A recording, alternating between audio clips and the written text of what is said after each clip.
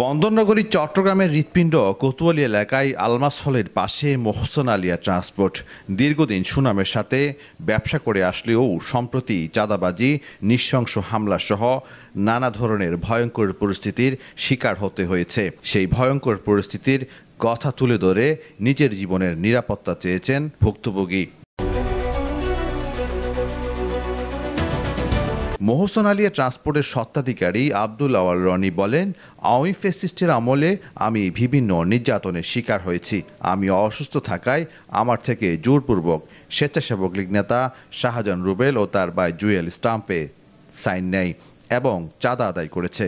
আমি 2021 সালে নভেম্বরের 30 তারিখে আমি অ্যাক্সিডেন্ট করছি। অ্যাক্সিডেন্ট করার সুবাদে সম্পর্কে আমার ভাগিনা হয় শাহজাহান রুবেল, স্বেচ্ছাসেবক লীগের নেতা, তারপরে হচ্ছে আপনার ওর ভাই জুয়েল, শাহ আলম জুয়েল। এরা কী করছে, আমার ওয়াইফকে, ওর খালাকে মেডিকেলে ফুসলে বাসলাই আমার ব্যবসাটা রানিং করার নাম করে ওরা যে প্ল্যান করে রাখছে আমার ব্যবসা খাই ফেলবে, এটা উনি বুঝতে পারে নাই।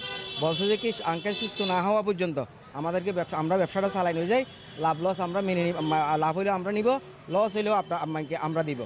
এই কথা আঙ্কেল যখন সুস্থ হয়ে আসবে তখন আঙ্কেলরা আমরা কী করবো, ব্যবসা বুঝিয়ে দিব। আমি যখন সুস্থ হয়ে আসছি তখন ওরা আর আমাকে ব্যবসা দিচ্ছে না। 2023 সালে কী করছে, ওরা আমাকে এভাবে ওই লালদিঘির পাড়ের কার মাইক্রো সমিতির অফিসেতে নিয়ে যায়, ওই রুবেলের ওইখানে রুবেল জিম্মি করে আমার থেকে একটা স্ট্যাম্পের সাইন নিছে। স্ট্যাম্পে সাইন নেওয়ার পরে স্ট্যাম্পটা লেখছে যে এখানে ব্যবসায় লাভ হোক লস হোক প্রতি মাসে জুয়েলকে 30,000 টাকা করে দিতে হবে এবং জুয়েলকে প্রতিদিন 100 টাকা করে পকেট খরচ দিতে হবে।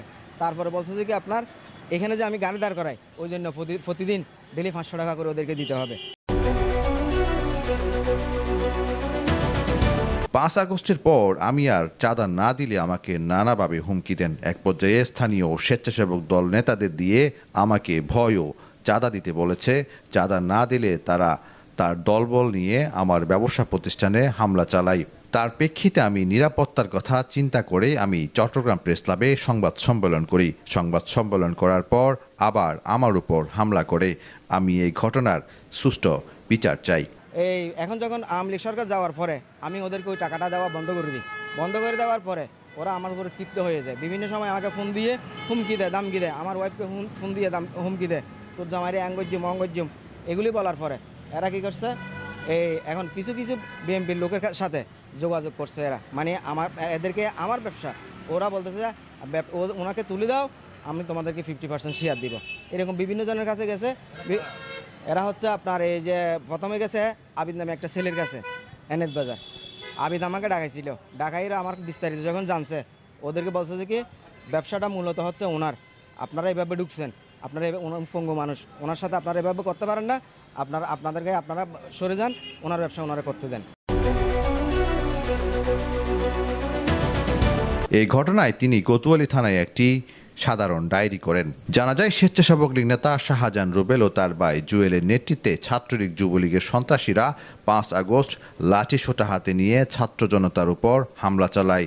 তাদের বিরুদ্ধে একাধিক মামলা রয়েছে বলে জানা গেছে। এদিকে কোতোয়ালি থানার স্বেচ্ছাসেবক দল নেতা আবু সালে আবিদ ট্রান্সপোর্টের বিষয়ে নাক গলালে তার উপর ক্ষিপ্ত হয়ে গত 6 ফেব্রুয়ারি বৃহস্পতিবার নগরীর এনায়েত বাজার বৈশাখী হোটেলের ভিতরে একটি গ্রুপ আবিদের উপর নৃশংস হামলা চালায় বলে দাবি ট্রান্সপোর্ট মালিকের স্ত্রীর।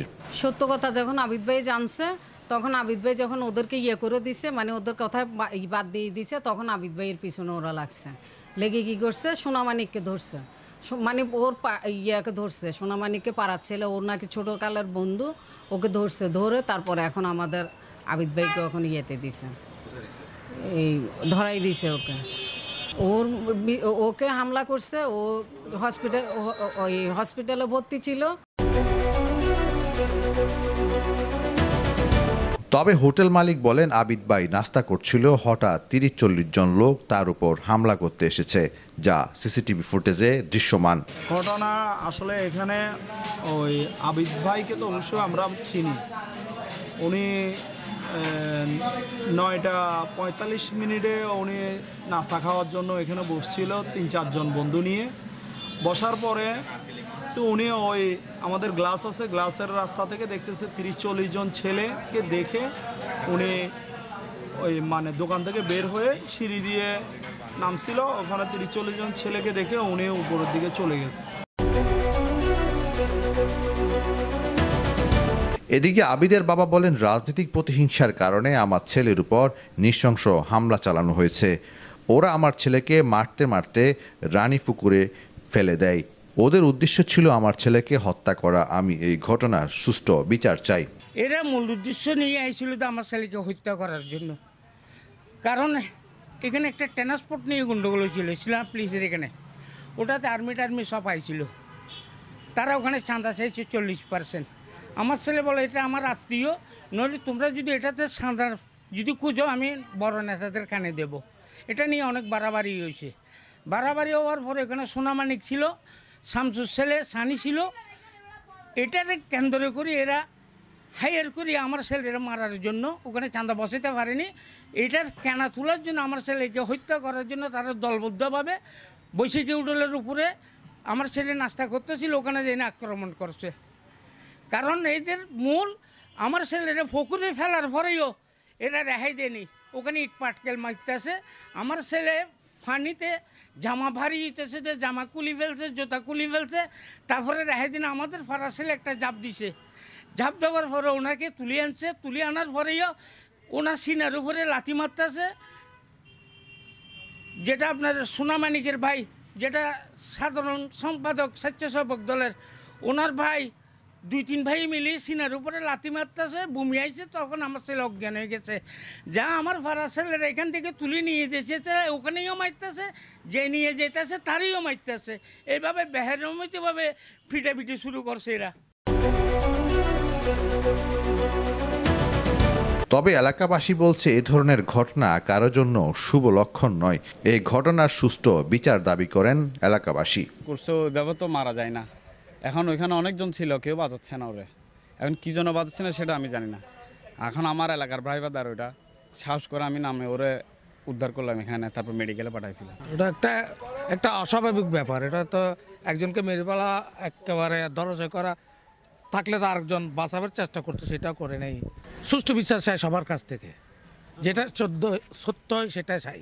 যারা অন্যায় করছে তারা বিচার কর। এমনি তবে এটা তো অন্যায় এভাবে মারাটা।